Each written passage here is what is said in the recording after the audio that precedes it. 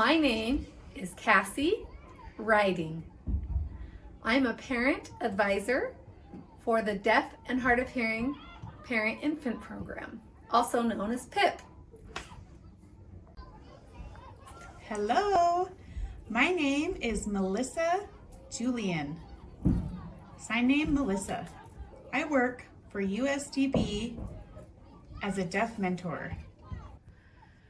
Today, we'll be using two strategies. The first is open-ended questions. Open-ended questions requires using more than just a yes, no, or one-word response. For example, what happened? Why did that happen? Tell me more. I wonder why. What did you see? What did you hear? Using open-ended questions like these provides opportunities for the child to engage in conversation. It stimulates and encourages turn-taking. Our second strategy is wait time. Wait time goes perfectly hand in hand with open-ended questions. Wait time is the pause used between the adult's interaction and the child's expected response. It allows the child time to process the auditory and visual information and formulate a response. So wait for a response before taking another turn. My favorite tip is wait and count to 8. So you ask a question to a child and then you pause and you wait and you wait. And when it feels like you've waited a while, you count to 8. This gives the child enough time to formulate a response. Other tips include looking expectantly at the child, leaning in toward the child, and practicing patience. Bear, hare, mouse, gopher, mole, badger, wren, raven,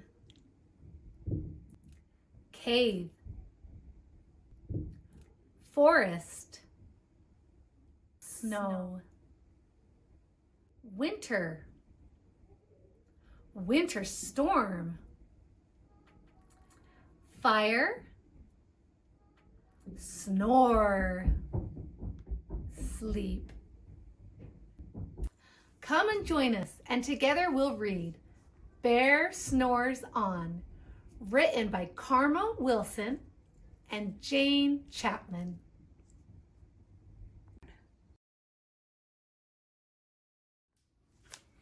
In a cave in the woods, in his deep dark lair, through the long cold winter, sleeps a great brown bear.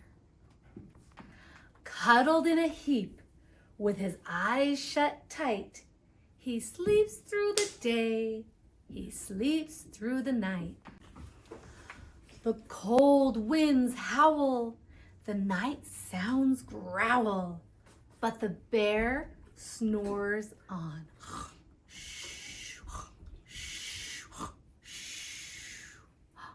What do you hear?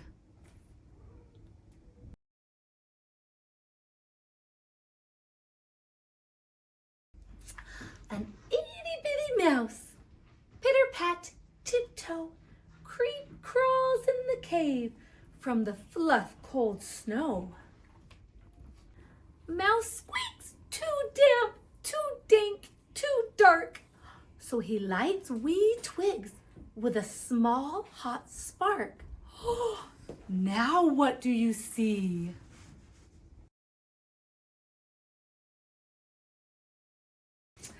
The coals pip, pop, and the wind doesn't stop. But the bear snores on.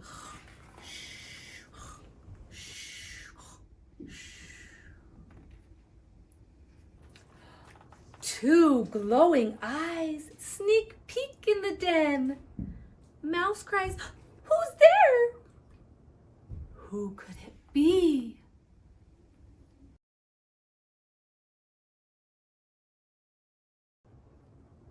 Mouse cries, "Who's there?" And a hare hops in. "Ho, Mouse," says Hare, "long time no see." So they pop white corn and they brew black tea. Mouse sips wee slurps. Hare burps big burps. But the bear snores on.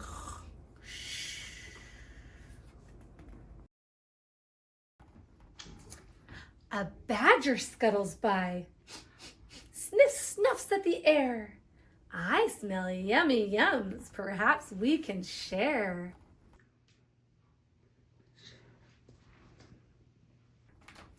"I've brought honey nuts," Badger says with a grin. "Let's divvy them up, cozy down, and dig in."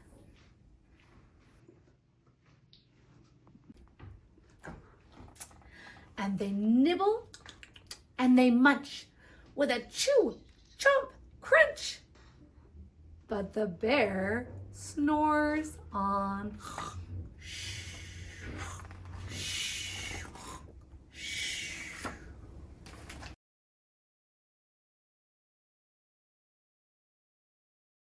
A gopher and a mole tunnel up through the floor. Then a wren and a raven flutter in through the door. Whoa! How many new friends do we have? 1, 2, 3, 4. Whew! Mole mutters, "What a night! What a storm!" twitters Wren. And everybody clutters in the great bear's den.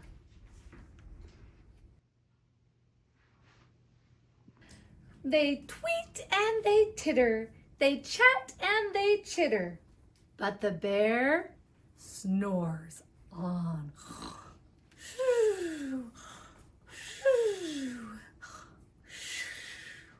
In a cave in the woods, a slumbering bear sleeps through the party in his very own lair. Look at those animals. What are they doing?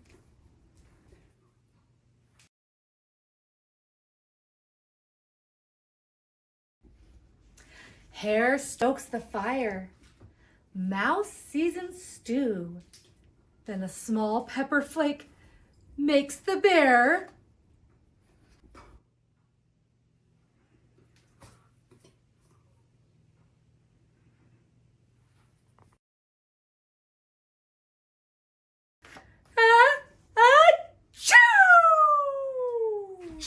He blows and he sneezes and the whole crowd freezes.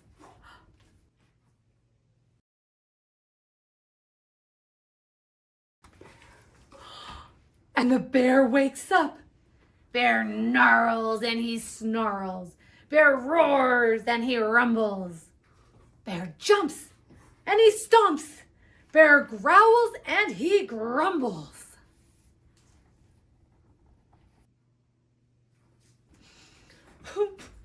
You've snuck in my lair and you've had all the fun.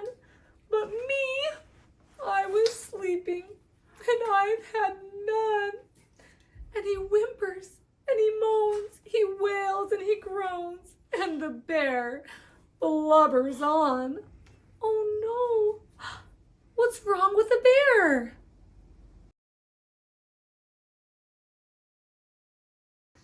Mouse squeaks, "Oh, don't fret, don't fuss. Look, see, we can pop more corn, we can brew more tea."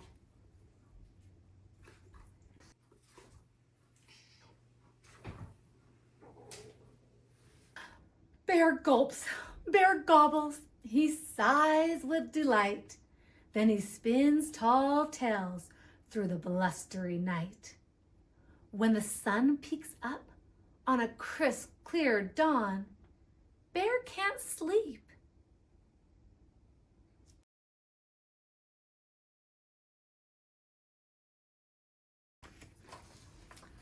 But his friends snore on.